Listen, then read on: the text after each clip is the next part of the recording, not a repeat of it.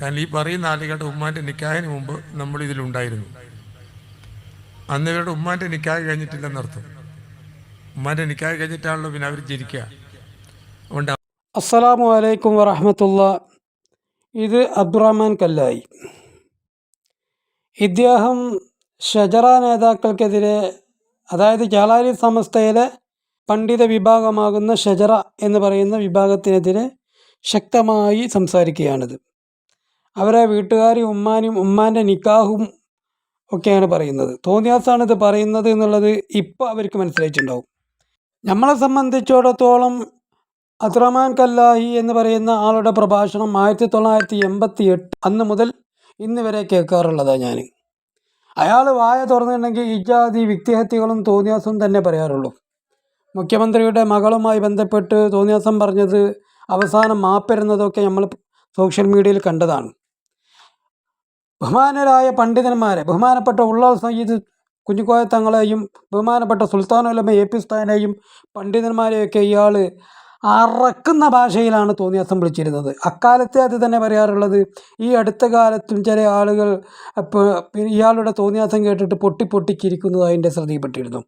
ഇതേപോലുള്ള വാക്കാണെന്ന് പറഞ്ഞത്. നിങ്ങളെ പറ്റി എന്താ പറയുന്നത്? അള്ളാന്റെ പള്ളി, അള്ളാന്റെ വർത്താനം. പള്ളി കാന്തപുരം ഉണ്ടാക്കിയതല്ല. ഉള്ളാളെ നിങ്ങൾ ജനിക്കുന്നതിന് മുമ്പ് പള്ളിയുണ്ട്. കാന്തപുരത്തിന്റെ ഉമ്മാന്റെ നിക്കാഹ് നടക്കുന്നതിന് മുമ്പ് ഇവിടെ പള്ളിയുണ്ട്. അതായത് വർഷങ്ങൾക്ക് മുമ്പ് ചാളാരി വിഭാഗം ഒരു വിശദീകരണ യോഗം നടത്തിയപ്പോൾ മുഖ്യാതിഥിയായി വന്നിരുന്നത് ഈ അബ്ദുറഹ്മാൻ കല്ലായിയാണ്.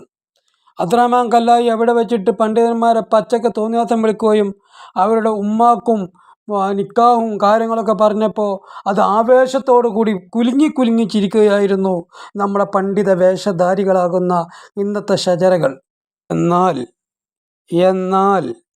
അതേ ഷജറകൾക്ക് നേരെ ഇന്ന് അബ്ദുറഹ്മാൻ കല്ലായി ചോദിക്കുന്നതും, അബ്ദുറഹ്മാൻ കല്ലായി ഈ ഷജറകളുടെ ഉമ്മാൻ്റെ നിക്കാഹും ഡേറ്റോ പറയുന്നത്. നീ കേട്ടോ നോക്കി. കാരണം ഈ പറയുന്ന ആളുകളുടെ ഉമ്മാൻ്റെ നിക്കാഹിന് മുമ്പ് നമ്മളിതിലുണ്ടായിരുന്നു. അന്ന് ഇവരുടെ ഉമ്മാൻ്റെ നിക്കാഹ് കഴിഞ്ഞിട്ടില്ലെന്നർത്ഥം.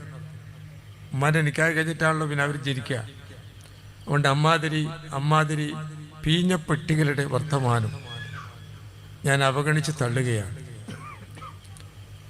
അവഗണിച്ച് പൂർണ്ണമായി തള്ളുകയാണ്. ആ പീക്കിരി പിള്ളർ അവർ ജനിക്കുന്നതിന് മുമ്പ് ഞാൻ ഈ രംഗത്തുണ്ടായിരുന്നു.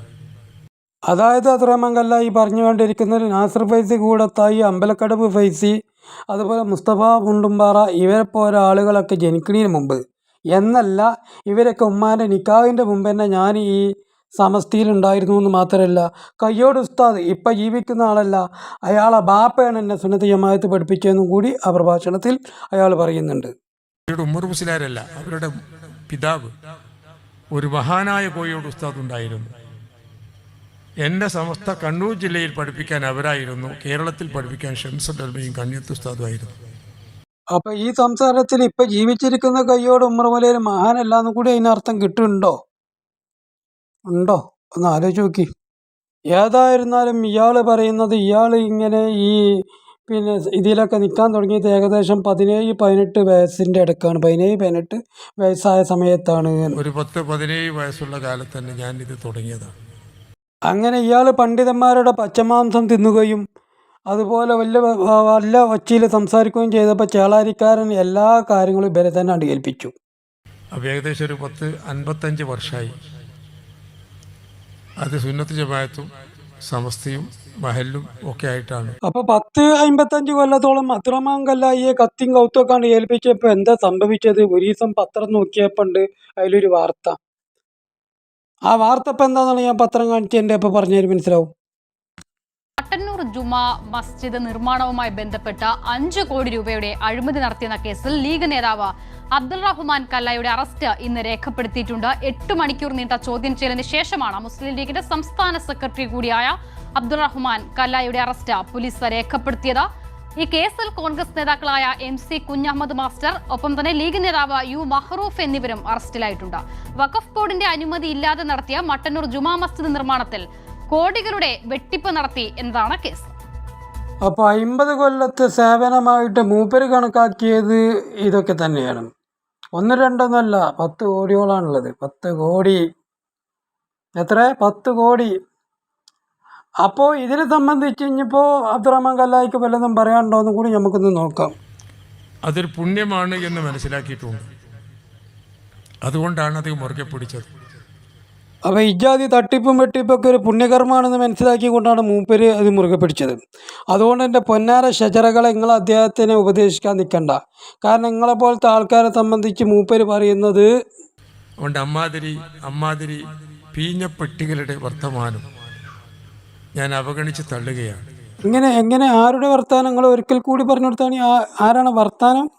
പീഞ്ഞപ്പെട്ടികളുടെ അപ്പം നമ്മൾ കേൾക്കേണ്ടവർ കേൾക്കേണ്ട രൂപത്തിൽ തന്നെയാണ് കേട്ടിട്ടുള്ളത്. അബ്ദുറഹ്മാൻ കല്ലായിയുടെ അന്നത്തെ തെറി അഭിഷേക പ്രഭാഷണത്തിന് കുലുങ്ങി ചിരിച്ച നാസർ കൂടത്തായിക്കും അമ്പലക്കടമ്പ് വൈസിക്കും കുട്ടിയസം ദാരിമിക്കും പീഞ്ഞപ്പട്ടി എന്നുള്ള പദപ്രയോഗമാണ് ഇപ്പോൾ ഉപയോഗിച്ചത് കേട്ടോ.